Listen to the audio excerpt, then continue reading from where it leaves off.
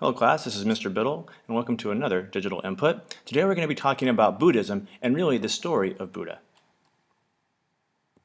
We're going to begin today's lecture by talking about the early life of Prince Siddhartha Gautama, also known as Buddha. We're going to talk about how he actually would become Buddha, and finally we're going to end by discussing some of the main teachings of Buddha and the Buddhist religion. Let's begin with his early life. Now, Prince Siddhartha was born around 563 BCE in northern India. Now, his father was also a powerful king, thus he was born a very wealthy prince. Now, one night before Siddhartha was born, the queen had a dream. In this dream, she was carried high over the Himalayas to a silver mountain, and she was set on a silver couch. Then a white elephant with 6 tusks walked around her and then struck her right side. The king and the queen asked the Brahmins, or the Hindu priests, to explain her dream. "You are carrying a child who will be a great man," they told the queen. The Brahmins declared that the prince's future held 2 possible paths. As a prince, he could rule the universe, but if he left royal life to see the suffering in the world, he would become a Buddha, one who is enlightened. The queen gave birth to Prince Siddhartha in a garden. Stories say that after the prince's birth, a soft, warm rain of heavenly flowers fell on the baby and his mother. The infant prince looked a few years old and could already walk and talk. According to legend, Siddhartha began his remarkable life by taking a few steps and then declaring, "I am the leader of the world and the guide to the world." Now, Prince Siddhartha's father wanted his son to be a great and powerful ruler. He was worried about the Brahmins' predictions. If the prince saw the world's suffering, he might give up his royal duties to seek a spiritual path. The king decided to protect his son from all the horrors of the world. He raised the prince in a world of perfect wealth and beauty. He provided his son with only the finest gardens, houses, education, and food. Servants took care of the prince's every need, from washing his clothes to playing music for his amusement. The prince enjoyed his easy life, yet he always felt curious about the world outside of the palace walls. Some days he would sit under a rose apple tree and think about the world beyond his reach. At the age of 16, Prince Siddhartha married a beautiful young noblewoman. The wedding feast lasted 7 days and 7 nights. For 12 years, the couple lived together in perfect peace, enjoying the prince's many palaces. When Siddhartha turned 29, they would even have a son together. So after Siddhartha became a father, the king gave him more freedom to travel outside the royal palaces. During his trips, the prince discovered 3 forms of suffering. On his first trip, the prince and his chariot driver saw a thin man who walked with the aid of a stick. "Why does that man look so terrible?" the prince asked.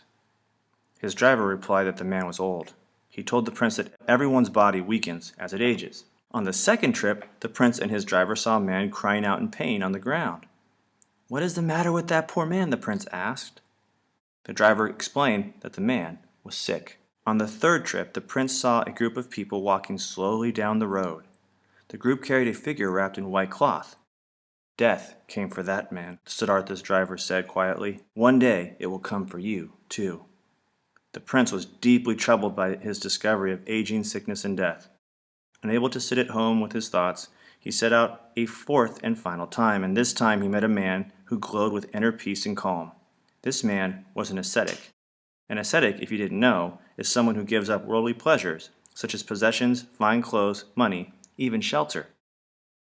"How can you sit so peacefully when there is so much suffering around you?" Siddhartha asked the man. The ascetic replied, "To be free of suffering, one must give up the desires, pleasures, and comforts of the world. I find peace by helping others find peace." So Prince Siddhartha's experiences with suffering changed him forever. Suddenly his royal life seemed empty. He wanted to find the happiness and peace the ascetic had found. Siddhartha decided to give up his old life and find enlightenment. Becoming enlightened meant finding deep truth and being free of suffering. One night the prince asked his faithful driver to take him to the forest. At the edge of the dark woods, Siddhartha removed his royal robes, sandals, and jewels. He cut off his hair with a knife. He put on a simple robe and kept only a small bowl for alms. Wishing his driver farewell, Siddhartha began his life as an ascetic. Siddhartha met other ascetics as he wandered the forests and fields, and like him, they wanted to understand the nature of the world. They believed they could reach enlightenment through meditation. The ascetics also denied their bodies many basic needs. For example, they stayed up all night without sleeping. They sat in the hot sun without shelter. They held their breath for long periods of time. They also fasted or stopped eating for many, many days at a time. They hoped to find spiritual truth through self-denial. Siddhartha followed the way of the ascetics until he was pitifully thin from lack of food. Legends say he became so skinny that he could touch his stomach and feel his backbone. Eventually, he became unhappy with this extreme way of living, and he had not yet found the key to enlightenment. Siddhartha had learned that giving up bodily pleasures did not bring enlightenment. He decided to balance himself between the extremes of pleasure and pain. He would be neither a prince nor an ascetic. Instead, he would seek a middle way as a path to enlightenment.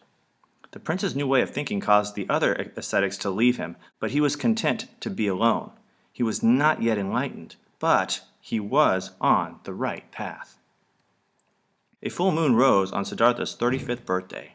He bathed in the river and rested quietly in a grove of trees. When he awoke, he had a strong feeling that he would soon be enlightened. Then a grass cutter gave him 8 handfuls of soft grass as a present. Siddhartha walked until he reached a tree that became known as the Bodhi tree. He placed the grass at the foot of the tree and sat down. He vowed to meditate under the tree until he reached enlightenment. While Siddhartha meditated, a wicked god, Mara, tried to frighten him. Then Mara tried to tempt him by sending his 3 daughters, Discontent, Delight, and Desire. Siddhartha resisted them all. He meditated through the night about the nature of reality and how to reach nirvana. As the night went on, his mind filled with the truths he had been seeking. He saw his past lives and the great cycle of rebirth. He saw the importance of karma. Eventually, he saw how to gain freedom from the endless cycle and so end all suffering. By morning, the young prince had become the Buddha, or the awakened one. He had reached enlightenment. The truths that Buddha discovered under the Bodhi tree are the basis of Buddhism. They are often called the Four Noble Truths. The Buddha would spend the rest of his life sharing these truths with the people of India. Behind Buddha's Four Noble Truths is the idea that all things change. The Buddha saw that even when one finds pleasure, it does not last forever, and one suffers when it is lost. To end suffering, he taught, people should travel the Eightfold Path. This path follows the middle way. The Buddha could have selfishly escaped into enlightenment. Instead, he chose to teach others the path that he had found. In time, his followers spread his teachings through India and other parts of Asia. Now, the first is the Four Noble Truths. According to Buddha, the first noble truth is that suffering is present in all things and nothing lasts forever. Second, suffering is caused by cravings, basically desires and wants.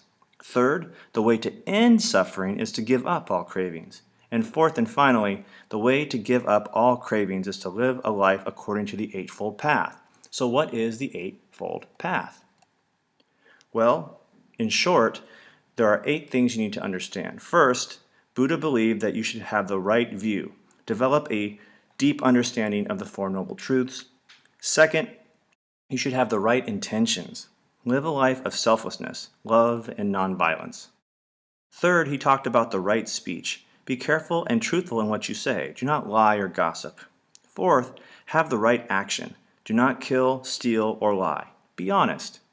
Fifth, right livelihood. What that basically means is do not work at a job that causes harm to people or living creatures. Next, you need to have the right effort. Promote good actions and prevent evil actions. 7, have the right mindfulness. Be aware, but not attached to your emotions, thoughts, and feelings. And finally, right concentration. Focus your mind with practices such as meditation.